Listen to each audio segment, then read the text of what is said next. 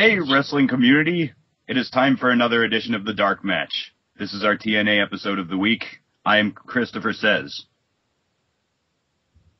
This is Tiefus. And this is The Arrow. And as always, I am your foxy friend Backlash, and once again, it is time for What is Iron Sheik tweeting now? Scott Hall in trouble. I still have heat with him, but I love him anyway. He don't know the moderation like the Sheiky baby. That was oddly dark. It was a nice kind of bittersweet Sheik tweet. Poor Scott Hall. Makes fun of people. I recently saw a wrestling promotion that's supposed to have Scott Hall coming. It's still being advertised that Scott Hall's supposed to be at the show. Oh, really? Does he have a drunk gimmick? I wouldn't surprise me. It also wouldn't surprise me if he's not actually going to be there. Scott Hall no-showing? Surely you're kidding. Well, something tells me that Kevin Nash is going to strap him in a Yappa Pie strap match to a chair so that it doesn't go. Well, anyway. Well, for those who haven't already noticed, this is the debut show of our new participant, The Arrow. No, that's not. This isn't. No, this will be the second episode because we're putting up the. We already posted his first show yesterday. Oh yes, watch his show. It'll change the face of wrestling podcast for all time. Yeah, he did. He reviewed Tough Enough, Tough Enough Superstars, and yeah. Basically all the B shows of the WWE. Actually, SmackDown's the B show. I would say that Superstars is the C show, NXT is the D. No, Tough Enough would have to be the C show, and the other two would have to be like DNF because they're on the internet. Yeah, okay, I'll give you that. But he's doing the shows we can't be bothered to do. Oh yes, because I'm such a that's why we're doing Impact. Well, I'm quite honestly looking forward to NXT when the next season comes around, but that's a different story. TNA Impact, another fairly meh episode, but then again, like, they're still sifting through the sort of garbage that they've tried to establish, and we start off the episode by recapping Jeff and Karen on the carriage, and then Karen having shit. When you're queen of the mountain, nobody dumps shit on you. Excuse me! Oh wait, no, sorry. I actually like that one. She doesn't have the prestige for that. No, she doesn't. Right, the show is quality when it starts out with Karen Jarrett talking to all of the knockouts. And not just that. Yes, all 6 of them! Well, minus Winter and Angelina Love, but who cares about Angelina's puff face? Oh, we'll get to Angelina Love, but there's also like 2 extraneous people. One like short woman who's clearly not a knockout with wearing a white collared shirt and a hat. More on her later. I think she's the only one who can actually knock someone out. Yeah, well, and also Williams in the audience. And there's also a fairly large woman with a tape measure around her shoulder. You might remember her from the original Winter segments, where Winter would appear in the mirror, and then like when she disappeared, the seamstress would be there.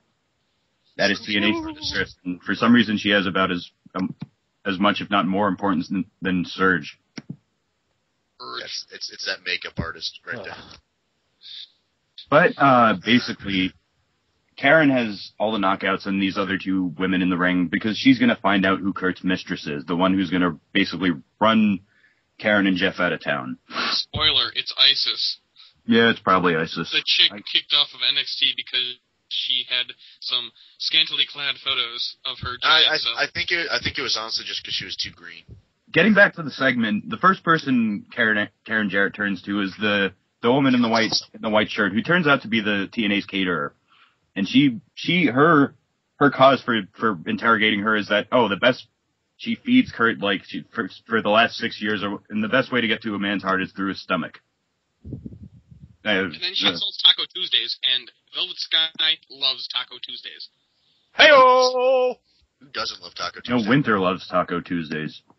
Winter wasn't in this segment. Everybody loves Taco Tuesdays. Who doesn't love Taco Tuesday? Raise your hand, and I will shoot you.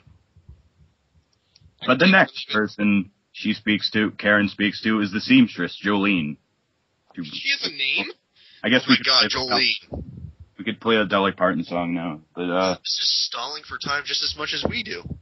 But anyway, Karen Angle's reasoning for this is that, she's been running her fingers all over Kurt Angle's body for 6 long years. She's been measuring his inseam. Oh my god! And then we forgot to tell you, the knockouts they're including the newly re-debuted Miss Tessmacher. Yeah, remember her? Cut off. No, you're not missing much. But she probably gets the best reaction of them all and Karen's reason for interrogating her is that they came to the Impact Zone at the same time this morning. They were working out at the same time.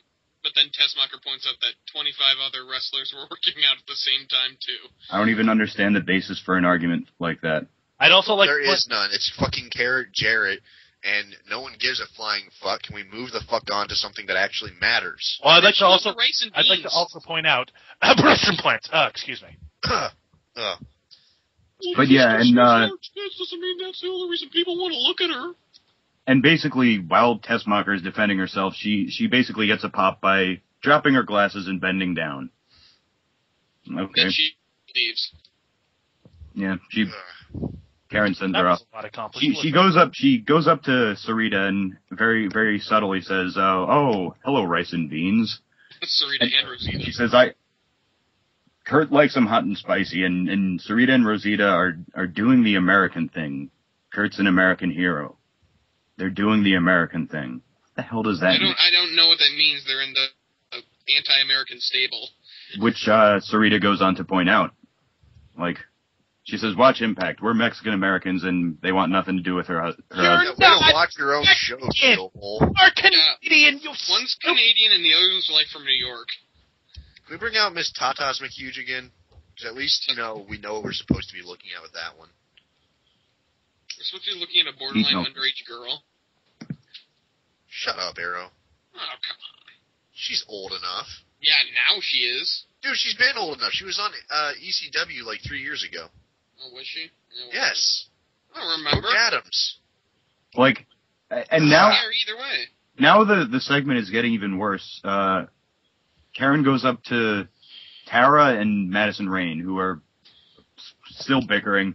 She says, they used to be TNA world champions, and Kurt was a world champion, so world champions go together. I mean, I don't think the storyline for Karen is intentionally that she's supposed to be a dumbass, but, like, I thought it's just that she's supposed to be a bitch. Like, well, Russo's giving her lines, so. Yeah, when your story's being written by Russo, you're gonna look like a dumbass. There's no the way. Only character Vince Russo can write for is Scott Steiner. Let's get that straight. Scott Steiner writes himself, okay? You show the proper respect. He throws away the script, as we'll soon see. Partially. But then, like, the bickering continues. Like, Madison says, Tara probably lied down for Kurt because she would lay down for anyone. God. Poor grammar. Anyway. Yeah, Miss Tara's had that reputation her entire career. Hey-oh. I'm curious about this, has she? No, that's why I pointed that out sarcastically. Oh, you didn't seem sarcastic enough. But, my entire attitude towards this is it's fucking bullshit, it's stupid, it doesn't make any goddamn sense. Yeah. So that pretty much sums up any comment I'm going to have or have had for this segment. So I'm just going to be quiet and just, light a cigarette and just sit back and let you guys handle it. Good night. Thank you, no. Wow, alright. Looks like he's Michael Cole quitting NXT Season 3. Except no gum. Moving on. Tara responds by spitting her gum at Madison leaving. Which bounces off her breast implants. She doesn't sleep with Jeff. Well, if it would have been stuck in her cleavage if she didn't have it covered. Yeah, anyway, she goes over to Velvet's guy at the end, and Velvet's like, hey, you're a bitch, ha ha ha, and they do a little fight. Sucked. The reasoning for her interrogation on Velvet is that, like, she's not going anywhere now that she's lost Angelina Love. She's going nowhere in the company, and she basically wants to blow her way to the top. Who doesn't? Alright, well, next match, they bring after this is slightly over, I guess, not everyone's out of the ring, but then Winter's music hits, and Angelina's coming down, and then Winter's doing the whole cackling thing. Angelina is no-selling, well, I guess, Winter threatens SoCal Val to ring the bell, and the match starts between Angelina and Velvet, and... What? I believe it was Christy Hemme at ringside, wasn't it? No, I think so. SoCal Val had the ring bell. Hemi's doing SoCal it. Val had the ring bell.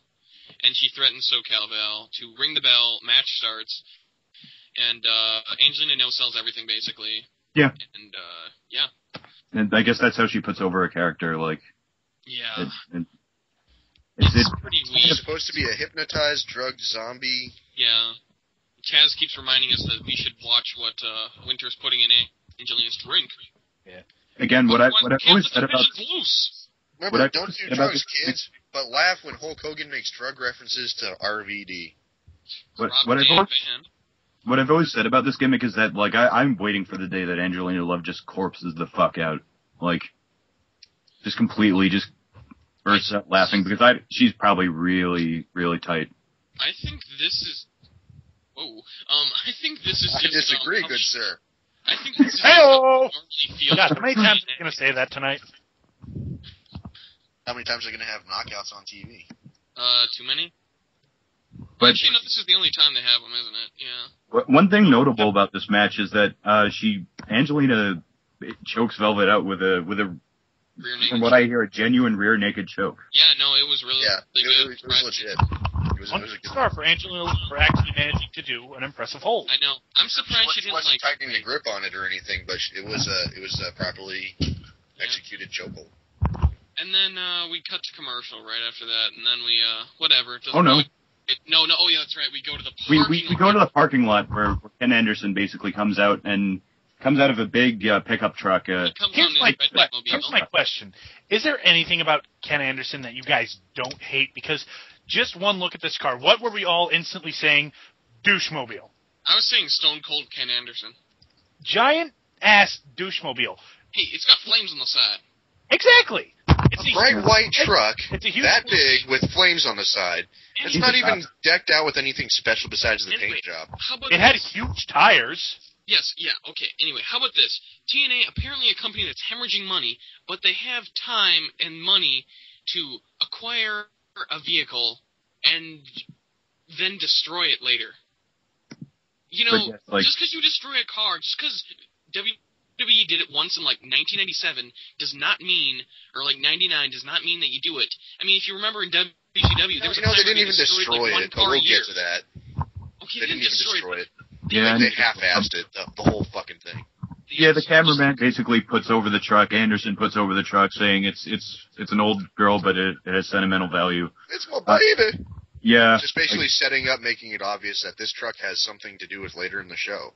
Mm-hmm. It's basically a Chekhov's gun in the center of the frame with a spotlight on it. Telegraphing something is going to happen. You could just spray paint. You could just spray paint on the side of it. This car will get fucked up in about 20 minutes. And we go from there to Matt Morgan kind of tromping around the backstage area going, Scott Steiner's a problem. I have to eliminate the problem. I want the TNA World title. And Scott Steiner's in my way. And, yeah, I don't see how he's in your way, but okay. Because, I don't know. We need to have a match with sacrifice. Superiority, I guess. Right, well, you can't mess with Big Papa Pump. Let's just get that out of there right away. But we'll get Scott Steiner. You don't fuck with Big Papa Pump. The big bad booty daddy. Holler if you hear me. Yeah, we dead silence. Commercial too. We'll get back to Scott Steiner, but now it's actually time for a match. It is Chris Sabin versus Anarchia. But before we get to this, Mexican America, they do their whole stupid blah blah blah. We're bitching. And they bring down the flag again and block 95% of the crowd. Oh yeah, but here's one thing. They keep cutting to the Spanish announce team, Urbina and Guerrero. Are they heels? Are they supposed to be? I don't know. I guess they are Mexico. now. He's trying to get revenge on America for the gobbledygooker. The gobbledygooker. But Hector Guerrero is on commentary. Oh yeah, that's right, Hector Guerrero. And you know that who was it? Chavo was in the Swagger Soaring Eagle, so they have a history of being mascots. And basically, like, their bench is like awfully short. It's unfortunate too. It's a lot of basically forearms from Chris Sabin, and I guess they were trying to put over that he does a springboard clothesline and his leg was hurt. Anarchy. I just love how they totally make up a word to give this guy a name that sounds like anarchy.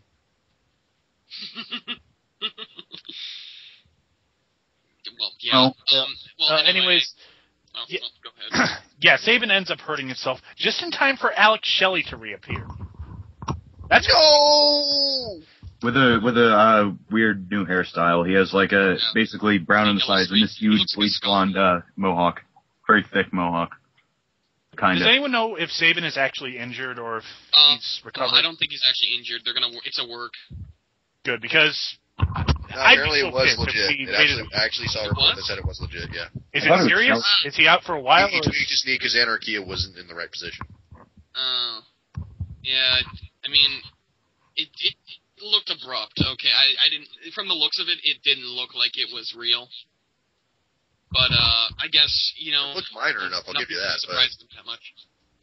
Well, I guess we'll see if they have him on TV again soon. I'm going to be pissed because they were teasing the breakup of the Motor City Machine Guns before Alex Shelley got injured, and I guess they kind of had to drop it after Shelley got injured. Well, now he's back. Now the other one's fucking hurt. I know. What are the chances? Just pisses me. Glad they're not breaking up. Like that would be a very arbitrary thing to do. Right. But, the next segment is my favorite segment of the show. Because we cut to Scott Steiner playing golf with a children's playset. He's got a plastic golf club and a plastic golf ball. And he's just bitching about how he can't use it. Then he breaks the tiny golf club. Then what is it? The cameraman tells him that Matt Morgan's looking for him and he's looking to jump him. And he's like, he doesn't have a reason. And then he talks about how Matt Morgan shot his DNA into space and now aliens are gonna find pieces of shit. Cameraman tells Steiner, Matt Morgan's looking for him. Steiner says he's not a hard man to find. And if Morgan wants him, he knows where to find it. I'm a bit disappointed he did not, even though we weren't actually there, he didn't proclaim that he was in Cincinnati! No, but that played a role a little bit later. Cincinnati! I just love saying that. Cincinnati! Maybe we can get to the next part. So we come back from commercial, and Matt Morgan is still looking for Scott Steiner, and they end up, it was actually kind of funny what they did, where Scott Steiner comes in, he's like, hey, I'm right here, and then he throws, napkins into the air? He throws napkins. Yeah, he throws a bunch of napkins, disappears behind him, somehow teleports behind Matt Morgan, and just starts beating the crap out of him. Well, no, what happened was when the curtain closed, Steiner went left, and you can kind of barely see him go left, while Matt Morgan kept going straight. You shut the fuck up, sir. Are you implying that Scott Steiner cannot teleport? No. I believe he has a bunch of freaks that he bends over sideways and satisfies them every night, but, maybe teleportation's a little beyond Big Papa Pump's ability. I say bullshit, sir. Well, when the Earth rotates on a 47-degree axis and the planets align in equinox... Bullshit. So once again, we have... The segment ends with him, Steiner standing over Morgan saying he'll be the world champion and nothing's getting in his way. And once again, that's another case of our faces fighting each other when most of them got signed just to fight Immortal. I know, it's brilliant. Yeah, except you got the names reversed. It's Morgan that's standing over Steiner. And Steiner's was yelling sorry. And I'm disappointed in him for doing that. I thought Steiner won this beatdown. No, it ended with Morgan being triumphant. Oh, okay, because I thought Steiner was dominating most of it. So basically, Steiner chokes Morgan with a broom, and then Morgan chokes Steiner with a chair. But and Morgan wins. But yes, I'm disappointed in Steiner for saying sorry. He should have called him a piece of shit. He should have called him a son's a bitch. Like, he should have said his mother sucks. Why not? Why didn't he do that? And of course, he's fat! Right. That too. Well, anyway, and he should have done some math. It's time for a title match. We'll have Matt later. Nobody gives a fuck about. No.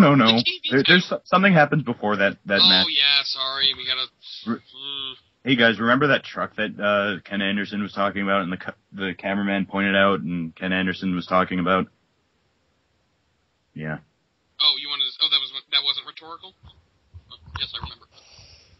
Okay. Well, in case you thought that truck was there for no reason, and they spent so much time on it just because. Sting takes his baseball bat to it and smashes the windows, sorta. And the smashes the headlight. One headlight, I believe. Smashes then leaves his bat in the whole glass in the windshield. A very stupid move, and we'll find out why later. It makes sense. It's kind of funny what he does later. Now, it's super time for title match. Our TV title, Gunner versus Christopher Daniels. I mean, I didn't have a problem with this in the sense that we got to see Christopher Daniels work, and honestly, he was pretty much the only one doing anything. But seriously, why is Gunner a single star already? I mean, WWE will break up tag teams before they're ready, but god damn. And this guy has no idea how to act like any kind of character. I mean, he's kind of like an insane man. He goes from generic security bad guy to twitching around. Oh yeah, you were saying that. Yeah, he pretty much just looks intense, bulges his eyes out, and looks from one way to another in quick intervals. Yeah, he looks like he's trying to roid out on people. I'm pretty sure he has no charisma. And of course, nomming the belt. Nom, nom, nom, nom, nom. Right. Is it just me, or does he have the same exact tattoo as Brock Lesnar does on his back? Damn near. Well, speaking of Brock Lesnar, Gunner retains the title with an F5. I swear it was a burning hammer on TV. Nah, it was an F5. It was looked kind of awkward, but nonetheless an F5. And I wonder if this is sort of implicitly kind of burying Christopher Daniels and making fun of the fact that the ROH no longer has a TV title, but maybe I'm just reading too much into it. Well, I think the title strap is red. I don't think they're that creative on TNA. It would be way too subtle for what they're known for, but it just meant they actually had a moment of clarity and say, hey, nobody's been defending the TV title for a while. Well, yeah, let's have a random match. Well, there was that time where what was it? Abyss had it, but he was killed by Crimson for like a number of months, and he didn't drop it for that time. But then Abyss, it's like a month and a half. Yeah, well, whatever. Anyway, RVD was out for like a day, and they make him drop the title. That's my point. And then they don't take the title off of Abyss until the week before he comes back. Right, and I love that it's just so convenient. Yeah, we've been over this a million times. I'm sure you have. We've been over this and over this. It's fucking bullshit. Yeah, but unfortunately we go to one of these the in-ring segments featuring our major players of the past 3 months or so, Sting, Anderson, and RVD. Or RDV, excuse me. Rob's damn van. It's so fucking slow. So fucking slow, yeah. Anyway. So it's time for more talking with Sting. Yeah, Sting comes out and he's just talking shit on Anderson. It was actually a pretty funny little segment until RVD came out. Well, we were getting ahead of ourselves because the first thing he says when he comes out is like, I don't know whose truck that is back there, but you might want to go check on it. I know your lights aren't on, but I think someone might have bashed in all your windows. He says they left their windows down. Oh. Yeah. So, that was, kind of creative. I mean, someone actually knows how to cut a promo. Yeah, about time. Well, yeah, Rob Van Dam pretty much comes out and blows smoke up Sting's ass. No, you're getting ahead of yourself still. Anderson comes out. With the bat. Oops. Yeah. No, that was on purpose. He left that to leave his mark. Saying, I did this. He's trying to get Anderson's attention. Trying to send a message to Anderson. And he comes out and just gets in his face and he asks if he smashed the windows out on his truck, and Sting very innocently, like he doesn't know what he's talking about, goes, no. It's the OJ defense. And he goes, so that video I just saw of you smashing the windows out was a figment of my imagination. And Sting says, yeah. Just very nonchalantly. I'm completely innocent, but let me write this book about how it would have gone if I did it. Yeah. And Anderson goes one more time, did you smash the windows out? And Sting pauses before smiling and says, yeah, it was me, dude. It was totally me. Got you. It was me, brother. It was me, Anderson. It was me the whole time. It was me all along, Anderson. Stone Cold Ken Anderson. Yes. And Anderson plays it off just the Viper Ken Anderson. The People's Ken Anderson. Okay, we get it. Anderson is a ripoff of every single superstar before him. We get it. He pretty much says, okay, that's fine. You know what? I'm not going to play your game. I'll just get this shit replaced. I'm rich. Yeah, and then he rips off a catchphrase from like 2003. I'm rich, bitch. So, yeah. It was pretty dumb. Yeah, Dave Chappelle called. I thought it was a pretty good promo up until that Rich Biatch line. Dave Chappelle called. He doesn't even want his act back. He just wants you to stop. Yeah, that's why he ran off to Africa. Don't bring up the specter of his act. And starts playing World of Warcraft. Yeah. And so RVD comes out, and now he starts blowing smoke up Sting's ass, saying, "I appreciate you, giving me this title opportunity. You're a real stand-up guy, dude." Pretty much, all but hugs and kisses him. And, Anderson is just like, "Well, fuck you guys. I want my title shot." And, got his rematch clause. And, Anderson gets, RVD gives Sting permission, because, Sting needs it, to have a title match against Anderson tonight just for the sake of shutting Anderson up. So, he's putting his own title shot in the future on the line against Anderson, who he openly, blatantly states in this promo that he plays dirty. So they set up for that match later on tonight, where Sting will defend his title against Anderson on free television, when in just a couple weeks, Sting's supposed to defend the title on pay-per-view. But wait! And TNA wonders why their buy rates are so shitty, and then just uses that as an excuse to continue doing the shit that makes their buy rates shitty. But yeah. But wait, they're also joined by Hogan, H-squared. Brother. Yeah, brother. And he's carrying around his stupid gift wrap. The all-important cardboard tube. Yep. It's an effective weapon against dogs if you want to get them riled up in a playful mood. Yeah, the prototype poster for Slammiversary is in there. Yeah. So, he's just all, "Hey, guess what, brother? You got the power to pick your own opponents, but I got the power to pick them too, brother. So tonight, it's not going to be a one-on-one match. It's going to be a three-way dance, brother. And here comes your other opponent, Bully Ray, brother." And, Bully Ray comes out, and it's just fucking stupid music. It's because he's hardcore. So, yeah. Oh, yeah. I just remembered. Does anyone else think that his music kind of evokes, like, the Undertaker as American Badass, his latter-day stuff? No. I didn't hear it, but No, I would agree that's equally shitty. Well, you've done it now! Gone and made a big mistake. Good. Only without the lyrics. Yeah. At least there was an instrumental version of that song. Could have at least made it a bit intimidating. There's a lot TNA could be doing. But yeah, at the end of all this, we have a triple threat match for the world title with Anderson, Sting. Oh yeah, I forgot to mention he's the Animal Anderson and Bully Ray. Yeah. So. Well, we move on from there to that cameraman, Jason Harvey, I believe his name is, talking to Samoa Joe, and for some reason he's talking to him about what he thinks of Crimson. And precedent for this? Any precedent for this? None? Nope. Okay. Well, Joe says that he's like, he's got a lot of potential. A lot of people said what he did to Abyss was harsh. I thought it was a thing of beauty. That's what he said. And it was kind of, he's like, he may be undefeated, but he's not. He was never undefeated like I was undefeated, and I'll defeat him tonight. Fucking stupid segment. What? More infighting between the supposed baby faces. Well, Samoa Joe is a tweener, I guess, like Anderson. Yeah. I'm gonna go ahead and say it. Crimson is a better ripoff of Batista than anyone else I've ever seen. Just this big, jacked up guy with a goofy looking face. Even more than Mason Ryan? Yeah, I'd say so.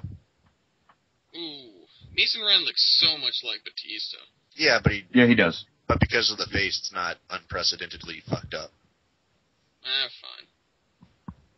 So basically, like the match, Crimson versus Samoa Joe, most of it is the idea that Crimson is kind of getting one up on Samoa Joe, and Joe tries to bring an offense, and Crimson does a T-bone suplex, and he does knee strikes and a neck breaker.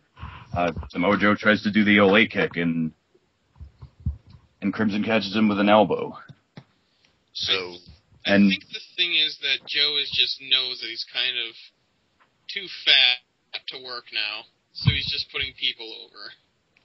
Yeah, he's been taking therapy with Scott Steiner, who's not only a mathematician, a historian, and an astronomer. Yeah, and an astronomer, but now he's a psychiatrist. I thought the psychiatrists were Nash and Stevie Richards. He had a collar skip, remember? Anyway, match ends with DQ when Abyss attacks, so Crimson wins by DQ. So, and Joe just walks off like, whatever, you beat him up. So pretty much the cameraman instigating all this trouble is working with Immortal. Well, he's signing his paycheck. Well, yeah, duh. Well, we know who he is. It's Jason Hervey. Like, I hear from a lot of people, at least on the boards, that Abyss gave, like, Joe some kind of challenging look. But meaning that it may not be the case that Joe is an immortal. But what would really be the point of this? It's just fucking nasty. Yeah. That's what it is. But it's fucking stupid. Well, but yeah, nonetheless, Abyss plugs Crimson with the Black Hole Slam. Yeah. Plugs. But yeah, we get next segment is the mystery cameraman again talking to Ken Anderson, and he wants him to explain what the top spot means to him.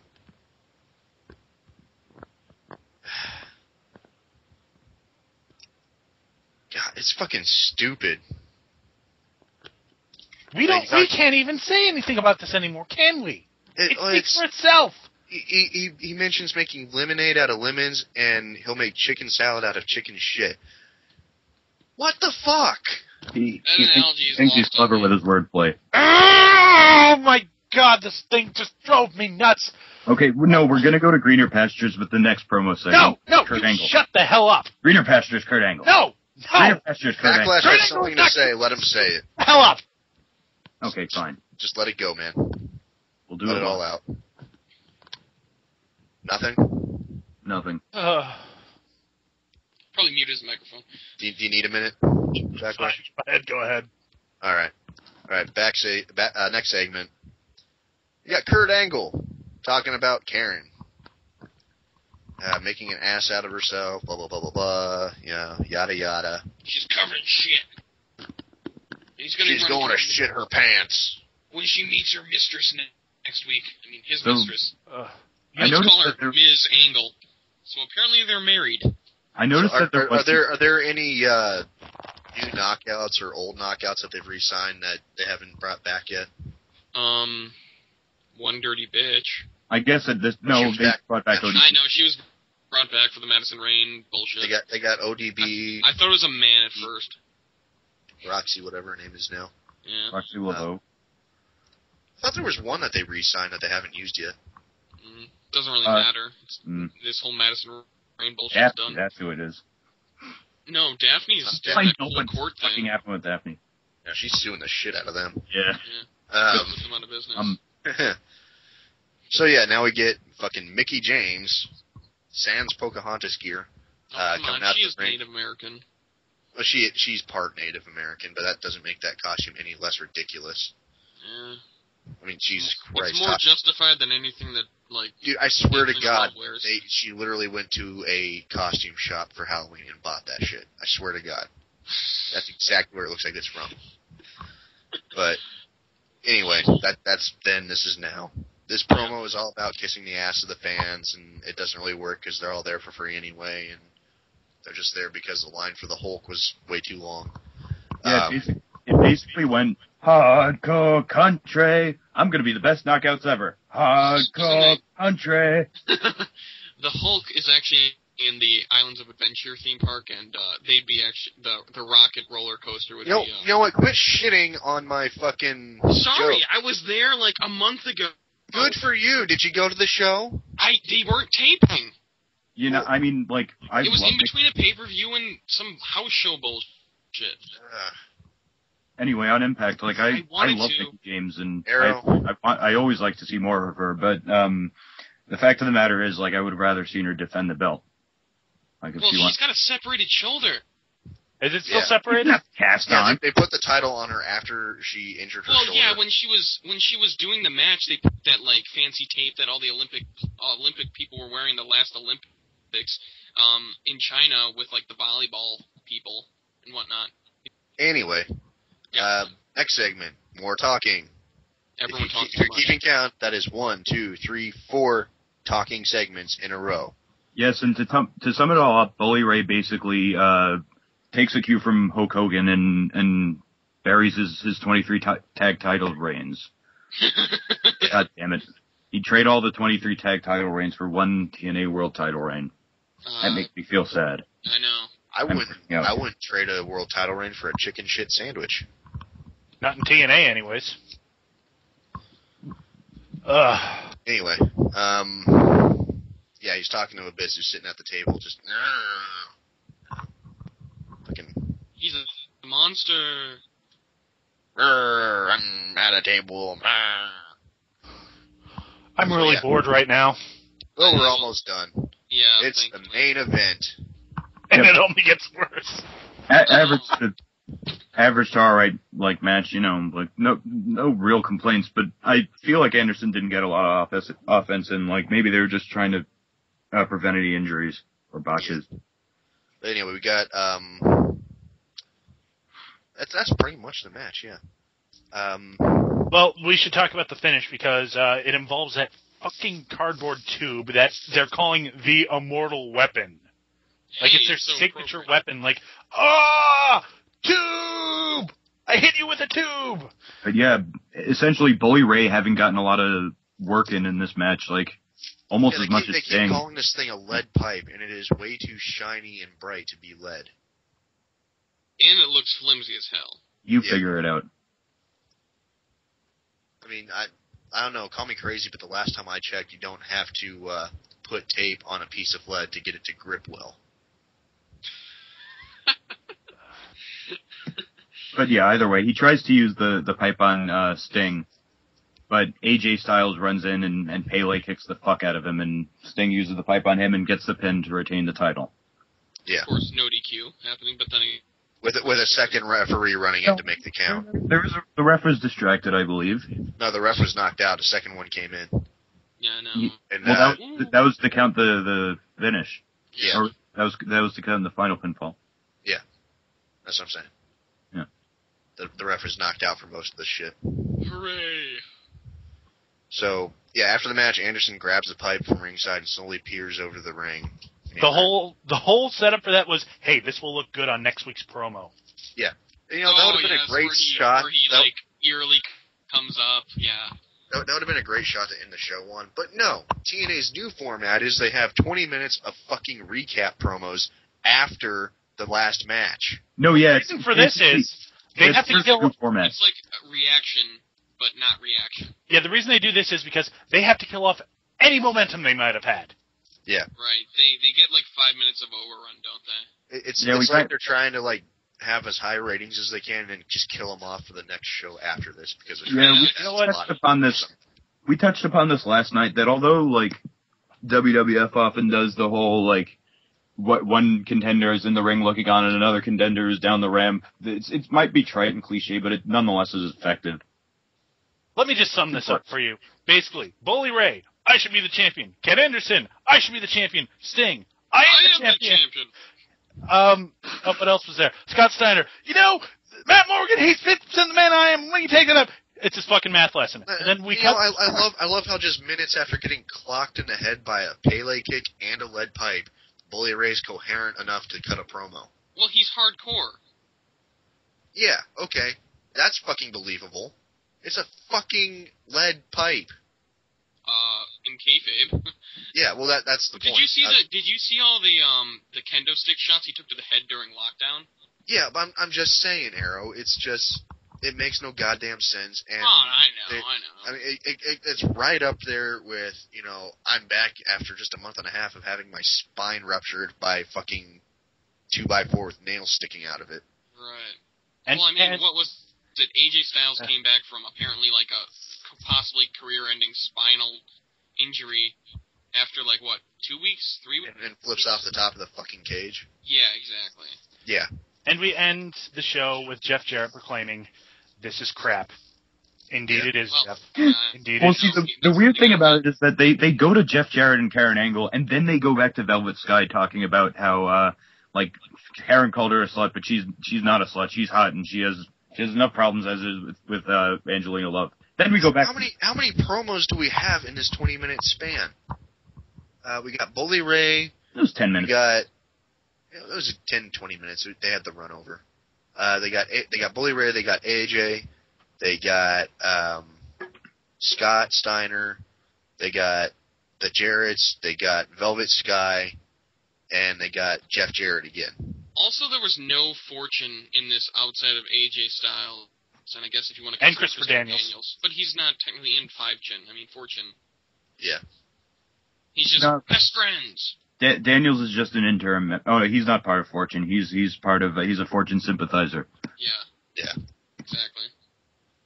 It's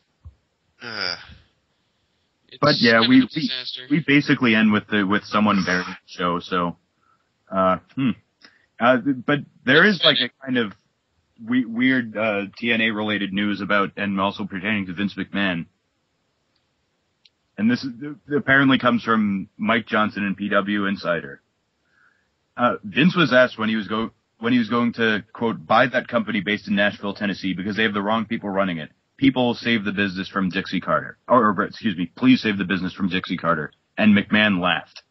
The stockholder said, Stephanie has more brains than Dixie Carter has. They showed Triple H and Stephanie laughing at this development. Stockholder said that if WWE bought TNA now, there was a shot at fixing that company. Vince said, I don't know they are for sale. The stockholder said, it's a 50-50 shot. They know you are loaded with money. McMahon said, maybe. Yeah.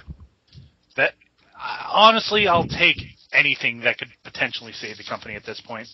Also, I don't even care if McMahon turns it into WWE 2. Also, do something. We have to take I don't care either, as long as the talent gets used. We have to take into account that they're rebranding to Impact. So, yeah. Also, I will sleep better at night knowing that Vince Russo does not have a job. He will always have there are some people out there that say, it would be bad for TNA to go out of business or get bought out or whatever because that would, mean less competition, less options. This is a terrible option to have, especially if it's your second best option. Right. Ring of Honor and them getting cleared out of the way would make room for, a company like Ring of Honor to move up and be a much better second option.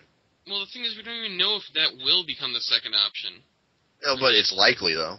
You'd want it to be, but I think them or Dragon Gate. I mean, I don't think Chikara's not going to be. No, Chikara wouldn't be, but unless Spike TV decides to go the way of MTV and just make their own damn promotion and just fill it loaded with shitty special effects all over the damn place, which would fail on its ass before the first season ends. Wrestling Society X still had people like Colt Cabana and Matt Seidel, so. Yeah, but those guys can't carry a whole franchise. It's a case of the talent being good, but the franchise. Colt Cabana knows that he's not a main eventer, and he's fine with that. But, well, at least he has a world title on his record that he recently lost anyway. Yeah. Anyway, the NWA title. I think that's going to be it for this episode. I mean, what else can you say? Too. Final thoughts on the show? Anyone? Complete shit. There was nothing I cared about here. Again, enjoyed the Daniels match because he was doing most of the work, and I mean, normally I can talk about this stuff at great length, but right now, thinking about it, his borderline put me to sleep. Okay. This was actually one of the worser impacts because when it's bad, it's hilariously bad. But this show was just boring. I mean, yeah, there were moments like Scott Steiner Gold, but just nothing happened. All right, so yeah, that's pretty much the show. It sucked. We all agree. And now it's time to play everyone's favorite game. And finally, we're going back to my favorite line because it still fits because he's still not on television, even though he's not with the company anymore. It's because of TNA's own incompetence still. What gets more screen time than Jay Lethal? Gentlemen? The gobbledygooker gets more screen time than Jay Lethal. You say that every damn time.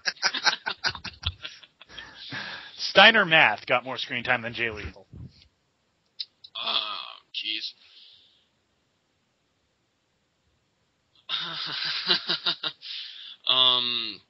Jeez. Gunner gets more screen time than Jay Lethal. I'm gonna go with the obvious one. Anderson's Chekhov's gun of a truck gets more screen time than Jay Lethal. And one more. The window blinds got more screen time than Jay Lethal.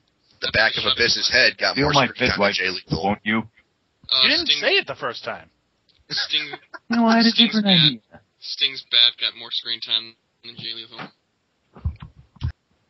Closing up, I'm Christopher Says. I'm Tifus. I am Backlash. I'm the Arrow. You jackass. Sorry. Ladies and gentlemen, he's a temp. He's an intern. What? Don't worry about it. We'll figure it out. How can the guy who does his own CD and F show... You're in training. Don't argue. No, Tifus, his show is going to revolutionize the face of wrestling podcasts everywhere. Exactly. God damn it, we gotta put him over. God damn it. The Arrow gets more screen time than Jay Lethal. I get more airtime. Brian Alvarez, who the fuck is that? Brian Alvarez, he's the guy who does Wrestling Observer. What's that? All right, that's it, guys. We're done. Now you're just being facetious. Good night. Good night, sirs. Good night from Adams. sunny California. Good night and good luck and God help us all. Cue music.